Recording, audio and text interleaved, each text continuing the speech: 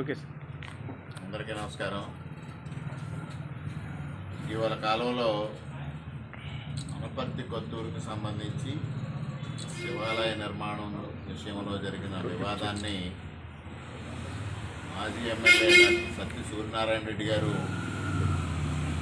సనాతన ధర్మం, హిందూ ధర్మం అనే విషయాలపైన ఒక సుదీర్ఘంగా మాట్లాడడం జరిగింది. నేను వారిని సూటిగా ప్రశ్నించేది, సనాతన ధర్మం అనే పదం బాగుందని ఆయన మాట్లాడారా, దాని అర్థం తెలిసి మాట్లాడారా అని నేను ఆయన ప్రశ్నిస్తూ ఉన్నా. గత 5 సంవత్సరాలుగా ఈ నియోజకవర్గంలో సనాతన ధర్మానికి, హిందూ ధర్మానికి, అసలు హిందూ ధర్మమే కాదు మత ధర్మాలకి ఏ విధంగా విఘాతం కలిగింది, ఏ విధంగా మత ధర్మాలని నాశనం చేశారు, ఏ విధంగా మానవత్వాన్ని నాశనం చేశారు అనే విషయాలపైన ఒక్కసారి మాట్లాడాలనే దృష్టితో ఈరోజు మీడియా ముందుకు రావడం జరిగింది. అనపర్తి నియోజకవర్గంలో గత 5 సంవత్సరాలుగా ఆలయాల విషయంలో, ఆలయాల ప్రతిష్టకు కానీ, దేవతామూర్తులకి సంబంధించిన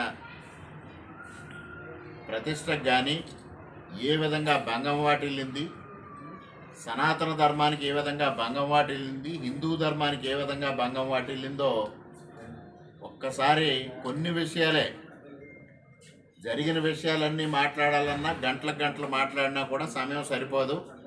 కొన్ని విషయాలను మాత్రమే మీడియా ద్వారా ప్రజల దృష్టికి తెస్తా ఉన్నా. ముఖ్యంగా అనపర్తి గ్రామంలో 2 ప్రధానమైన అమ్మవారి ఆలయాలు, వీరుళ్ళమ్మ గుడి, బాపనమ్మ గుడి. వీరుళ్ళమ్మ గుడి విషయంలో ఏ విధంగా జరిగింది, ఆలయం ఉత్సవాల విషయంలో, జైంట్ వీల్ విషయంలో కానీ, రోడ్డు పైన ఇచ్చిన షాపుల వ్యవహారంలో కానీ అక్రమంగా దారుణంగా వసూలు చేసి, అదేవిధంగా ప్రజల దగ్గర నుంచి విరాళాలు వసూలు చేసి ఎక్కడా లెక్కలు చెప్పని పరిస్థితి, కైంకర్యం చేసిన పరిస్థితి, సత్సంగాల పేరుతో, సత్సంగముల పేరుతో భజన కార్యక్రమాలు, సత్సంగ కార్యక్రమాలు, దేవునికి సంబంధించిన కార్యక్రమాలు, వైదిక కార్యక్రమాలు నిర్వహిస్తూ ఉంటే ఆ సత్సంగాలను కూడా విడదీయటం పార్టీల పేరు చెప్పి. ఇది సనాతన ధర్మమా అని అడుగుతా ఉన్నా సూర్యనారాయణ రెడ్డి గారిని, వారి సతీమణి గారిని. అదేవిధంగా వీరుళ్ళమ్మ ఉత్సవాల్లో సూర్యనారాయణ రెడ్డి గారి ఫోటోలు ప్రదర్శిస్తూ ఎన్నికల ప్రచారం నిర్వహించుకోవడం సనాతన ధర్మమా అని అడుగుతా ఉన్నా. ఇక బాపనమ్మ గుడి విషయానికి వస్తే అక్కడ నిధులు దుర్వినియోగం అవుతుందని కొంతమంది యువత దాన్ని వ్యతిరేకిస్తే ఇవాళ ఉపాలయం పేరుతో రోడ్డుపైకి తీసుకొచ్చి ఒక బాపనమ్మ ఆలయాన్ని నిర్మాణం చేశారు. అక్కడ ప్రతిష్ట కార్యక్రమాలు ఏ విధంగా జరిగాయి, ధర్మశాస్త్రం ప్రకారం జరిగినాయా, ఆగమశాస్త్రం ప్రకారం జరిగినాయా, అక్కడ జరగల. ఇవాళ దాని వచ్చిన కొత్త చిక్కు ఏంటంటే, కొత్త అమ్మవారిని ఎప్పుడూ తీసుకొచ్చి అక్కడ ఉంచేవారు. ఇవాళ ఉపాలయం అక్కడ ఉండడం వల్ల అమ్మవారిని తీసుకురాలేని పరిస్థితి గ్రామస్తులకు వచ్చింది. ఇది మీ వల్ల ఉత్పన్నమైన సమస్య కాదా? ఇది హిందూ ధర్మానికి అనుకూలమా, వ్యతిరేకమా, సనాతన ధర్మమా? ఇది సమాధానం చెప్పమని ప్రశ్నిస్తా ఉన్నా. మీ నాయకుడి చేత అక్కడ ఉపాలయం నిర్మాణం చేయించారు. ఇవాళ కొత్త అమ్మవారిని తీసుకొచ్చి ఎక్కడ పెడతారు? అక్కడ ఇది గ్రామానికి అరిష్టమా కాదా? సమాధానం చెప్పమని ప్రశ్నిస్తా ఉన్నా. ఇక లక్ష్మీ గణపతి ఆలయంలో మీరు నేను సతీ సమేతంగా ప్రమాణం చేసాం, సత్య ప్రమాణం చేసాం, గర్భాలయంలో చేసాం. మిగిలిన ఆలయాలు వేరు, లక్ష్మీ గణపతి ఆలయంలో గర్భాలయంలో ప్రమాణం చేశాం. గర్భాలయంలో ప్రమాణం చేసినప్పుడు మీరు మాట్లాడిన భాష, దైవ సన్నిధిలో అటువంటి భాష మాట్లాడడం హిందూ ధర్మం అని ప్రశ్నిస్తూ ఉన్నా, సనాతన ధర్మం అని ప్రశ్నిస్తూ ఉన్నా. మీరు అసహనంతో మీ చేత్తో సాక్షాత్తు లక్ష్మీ గణపతిని మీరు కొట్టడం, లక్ష్మీ గణపతి నుదిటిపైన ఉన్న వెండి బొట్టు రాలిపోవడం, ఇది సనాతన ధర్మమా, హిందూ ధర్మమా? చెప్పమని ప్రశ్నిస్తూ ఉన్నా. మీకు దైవభక్తి, హిందూ ధర్మం పట్ల లేదా మతం పట్ల అనురక్తి ఉంటే ఆ విధంగా ప్రవర్తిస్తారా? సాక్షాత్తు గర్భాలయంలో ఆ విధంగా ప్రవర్తిస్తారా అని అడుగుతా ఉన్నా. ఇక సంపరలో అమ్మవారి ఆలయం నిర్మాణం జరిగింది. ఆ అమ్మవారి ఆలయం నిర్మాణం ఏ విధంగా జరిగింది? చిరంజీవి గారి రాజ్యసభ నిధులతో నేను శాసనసభ్యుడిగా ఉండగా దాన్ని మంజూరు చేయడం జరిగింది అక్కడ.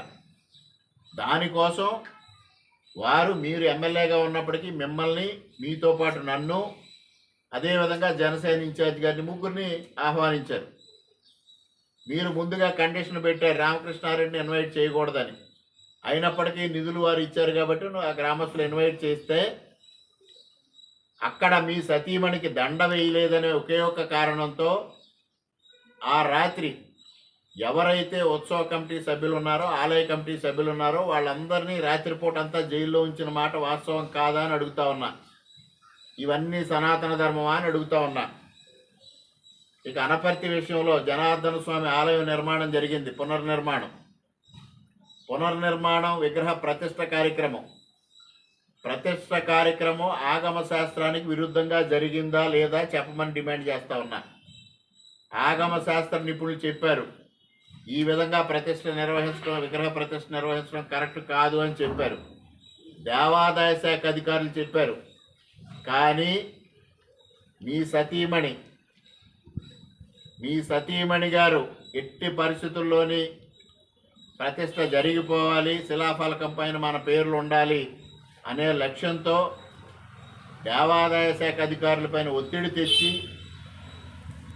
ప్రహారీ గోడ నిర్మాణం పూర్తి అవ్వకపోయినా విగ్రహ ప్రతిష్ట చేశారు. అది ఆగమ శాస్త్రానికి విరుద్ధమా కాదా? అదేవిధంగా ఆ రోజు విగ్రహ ప్రతిష్ట అది టీటీడీ నిధులతో నిర్మాణం చేసిన ఆలయం.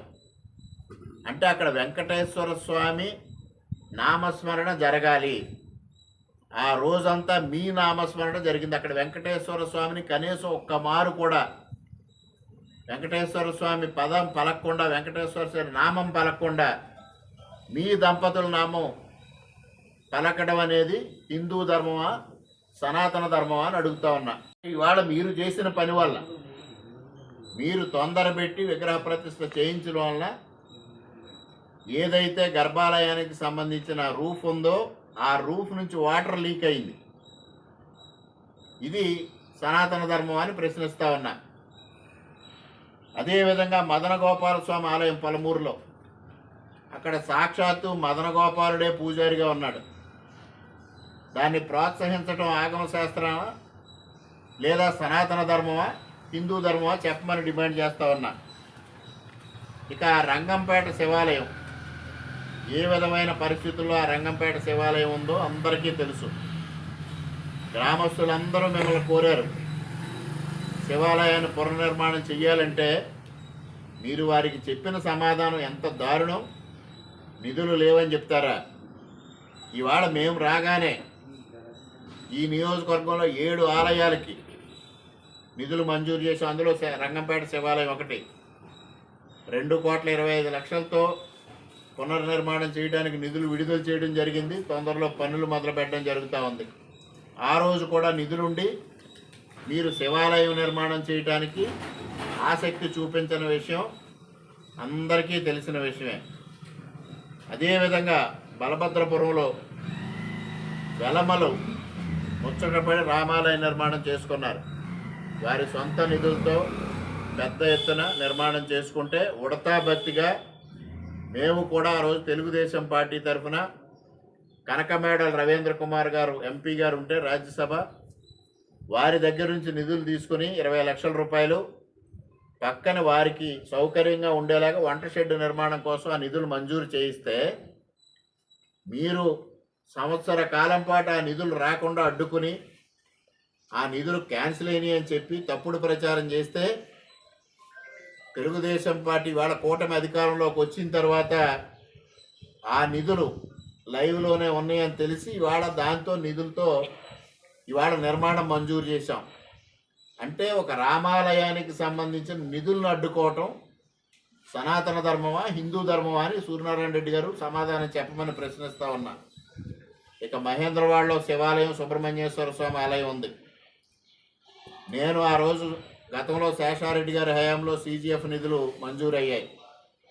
గ్రామంలో 2 వర్గాల మధ్య పోరుంది. నేను ఎమ్మెల్యే అయిన తర్వాత ఇద్దరిని పిలిచి వారిద్దరి మధ్యనే రాజీ కుదిర్చి ఆలయ నిర్మాణంలో ఎటువంటి రాజకీయ విభేదాలు వద్దని చెప్పి ఆలయం నిర్మాణం చేశాం. ఆలయం నిర్మాణం చేసిన తర్వాత శంకుస్థాపన కార్యక్రమానికి మిమ్మల్ని పిలవాలని వైఎస్ఆర్సీపీ నాయకులు అడిగితే నేను ఆమోదించాను, మిమ్మల్ని పిలిచాం. అదేవిధంగా ప్రతిష్ట కూడా పిలిచాం. కానీ తర్వాత మీరు చేసింది ఏమిటి? ఆ కాంట్రాక్టర్ రాఘవులు గారు, శిల్పి రాఘవులు గారు అంటారు, కొమరపాలెం గ్రామానికి చెందిన వ్యక్తి, దాదాపు 33 లక్షల రూపాయలు నిలుపుదల చేసి ఆయన్ని తీవ్ర ఆవేదనకు గురి చేసి, మనోవేదనకు గురి చేసి, ఇవాళ ఆయనకి పక్షవాతం రావడానికి, ఆరోగ్యం చెడిపోవడానికి కారణం మీరు కాదా అని ప్రశ్నిస్తూ ఉన్నా. ఇది హిందూ ధర్మమా, సనాతన ధర్మమా అని ప్రశ్నిస్తూ ఉన్నా. ఇవాళ గొల్లల మావిడాళ్ళలో పాటి మీద శివాలయం ఉంది. దానికి విరాళాలు ఎవరి దగ్గర ఉన్నాయి? దానికి ఎందుకు లెక్క చెప్పడం లేదు? మీ నాయకుడి దగ్గర ఉన్నాయి. ఎందుకు లెక్క చెప్పనివ్వటం లేదు? ఆ నిధులు ఎందుకు ఇవ్వటం లేదు? ఆ విరాళాలు అంటే ఆలయానికి సంబంధించి గ్రామస్తులు ఇచ్చిన, భక్తులు ఇచ్చిన విరాళాలను కూడా కైంకర్యం చేస్తారా అని అడుగుతా ఉన్నా. అదేవిధంగా గొల్లల మావిళ్ళలో గోగులమ్మ తల్లి ఆలయానికి సంబంధించిన విరాళాలు ఎవరి దగ్గర ఉన్నాయి? ఎందుకు ఇవ్వడం లేదు కమిటీకి? అదేవిధంగా ఇక అత్యంత దుర్మార్గమైన విషయానికి వస్తే,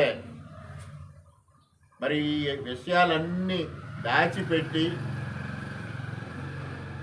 అనేక సంఘాల దగ్గరికి, హిందూ సంఘాల దగ్గరికి, సనాతన ధర్మ పరిరక్షణ కోసం పోరాడుతున్న వ్యక్తుల దగ్గరికి వెళ్ళి తప్పుడు సమాచారం ఇచ్చి వారికి విషయం తెలియకుండా వారితో మాట్లాడించడం జరిగింది.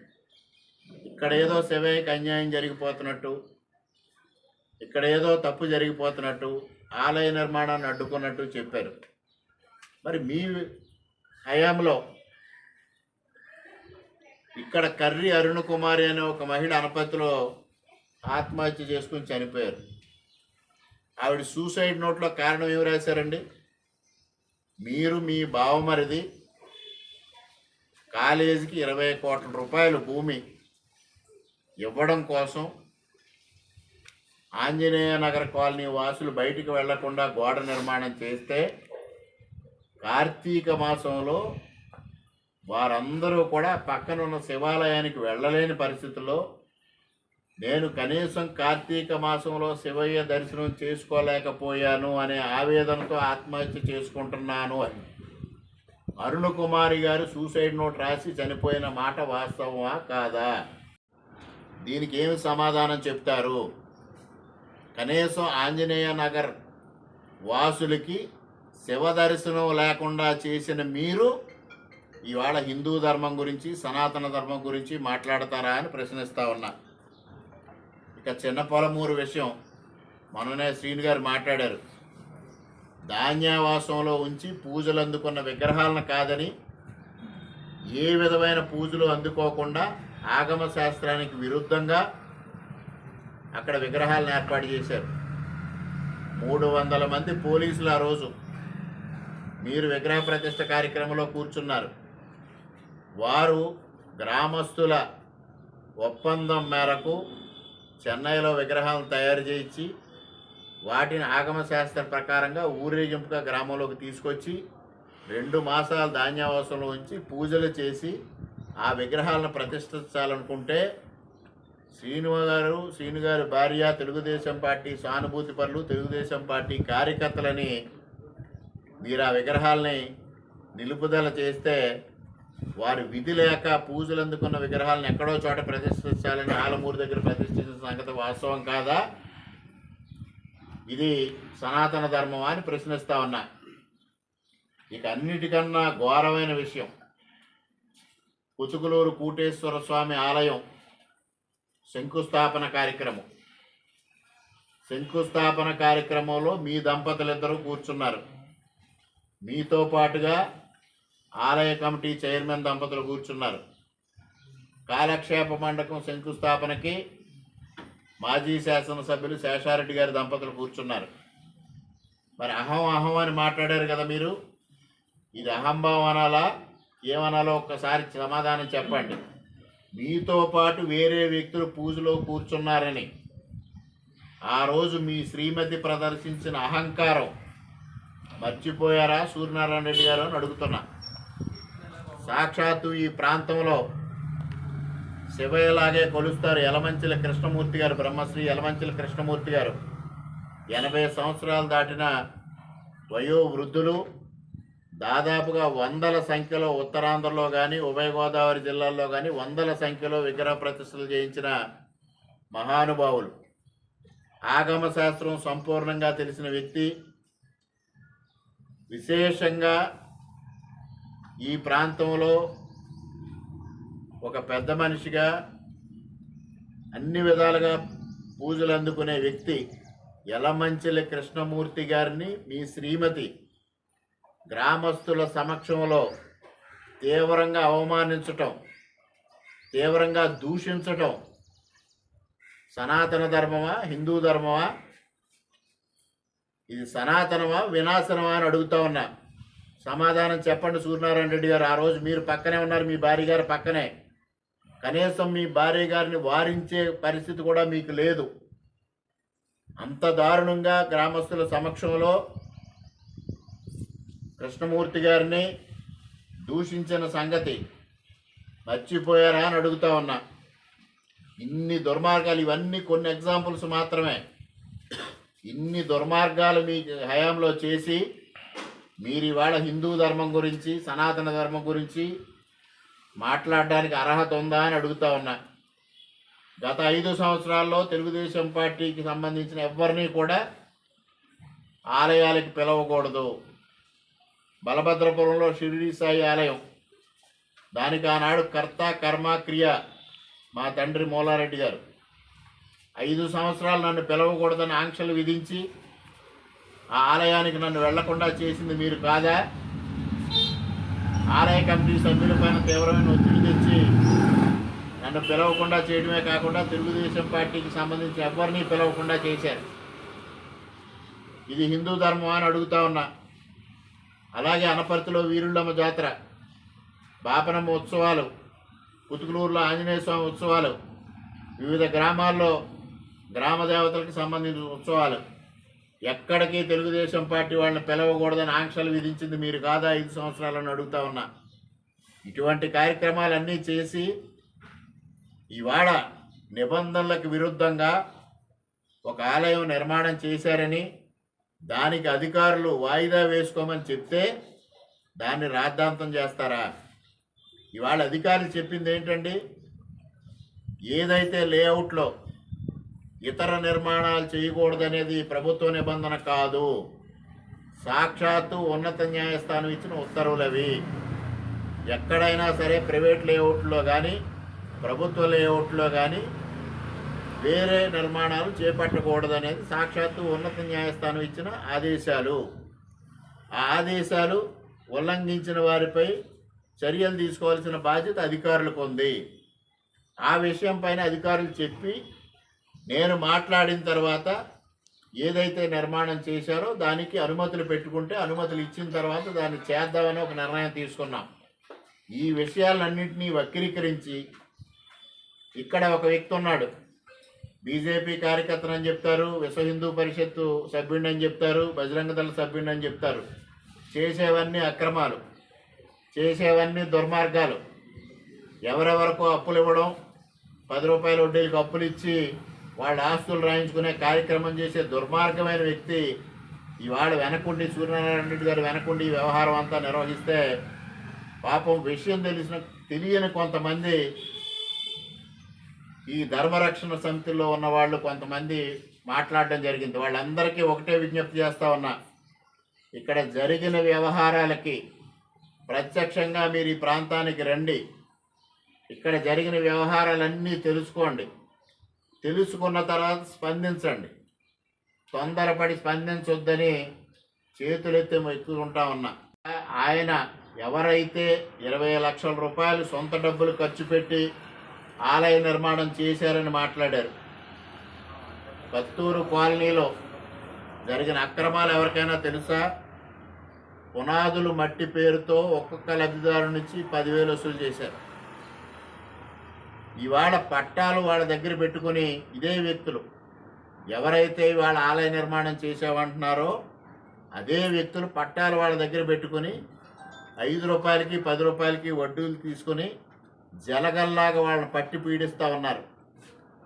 ఒక్క కత్తూరు కాలనీలో వీళ్ళు చేసిన అక్రమాలు 3.5 నుంచి 4 కోట్ల రూపాయలు ఉన్నాయి. ఇక అదేవిధంగా వీళ్ళ కుటుంబం చేసిన అక్రమాల గురించి చెప్పాల్సి వస్తే భూ కబ్జాలు, అనేక అక్రమాలకి పాల్పడ్డారు.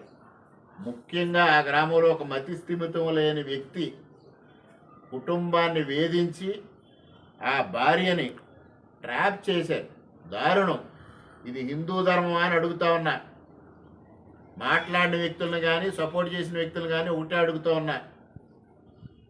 ఆ అమ్మాయిని ట్రాప్ చేసి 12 కోట్ల రూపాయల విలువైన ఆస్తిని 80 లక్షలకు రాయించుకున్నారు.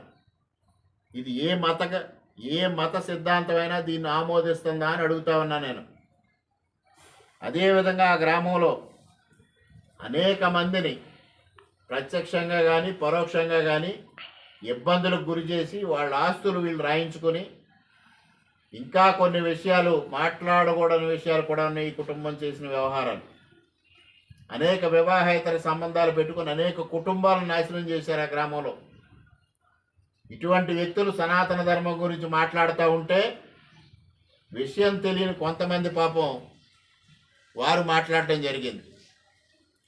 ఇది తప్పుడు సమాచారం కొంతమందికి ఇవ్వడం, ఇక్కడ భారతీయ జనతా పార్టీని అప్రదిష్ట పాలు చేయడం కోసం వీళ్ళు ప్రయత్నం చేస్తూ ఉన్నారు.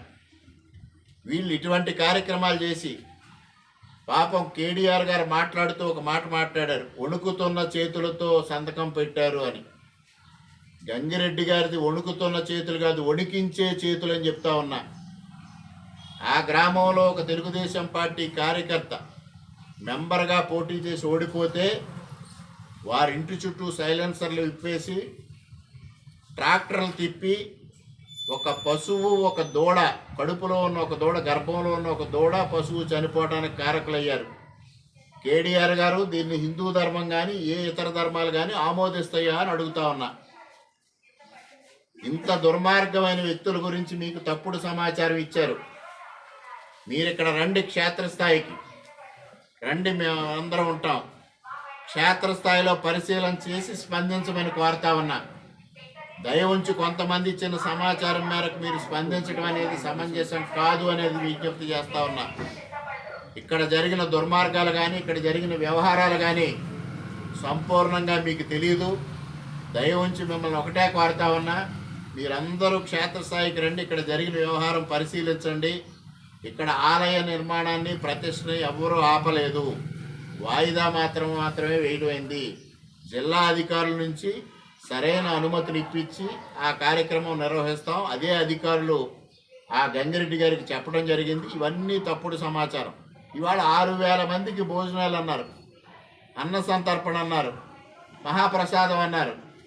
6,000 మందిలో ఒక్క భారతీయ జనతా పార్టీ కార్యకర్తకి చోటు లేదా అని ప్రశ్నిస్తా ఉన్నా. ఒక్క జనసేన కార్యకర్తకు చోటు లేదా అని ప్రశ్నిస్తా ఉన్నా. ఒక్క తెలుగుదేశం పార్టీ కార్యకర్తకు చోటు లేదా అని ప్రశ్నిస్తా ఉన్నా. ఒక సామాన్య పౌరుడికి చోటు లేదా అని ప్రశ్నిస్తా ఉన్నా. 6,000 మంది వైసీపీ కార్యకర్తలకు మాత్రమే అన్నప్రసాదం వితరణ చేస్తారా? మిగిలిన సామాన్య ప్రజానీకానికి అన్నప్రసాదం పెట్టరా అని అడుగుతా ఉన్నా. ఇవన్నిటికీ సమాధానం చెప్పమని సూర్యనారాయణ రెడ్డి గారిని డిమాండ్ చేస్తూ ఇటువంటి తప్పుడు ప్రచారాలు చెయ్యొద్దని హితవు పలుకుతా ఉన్నా.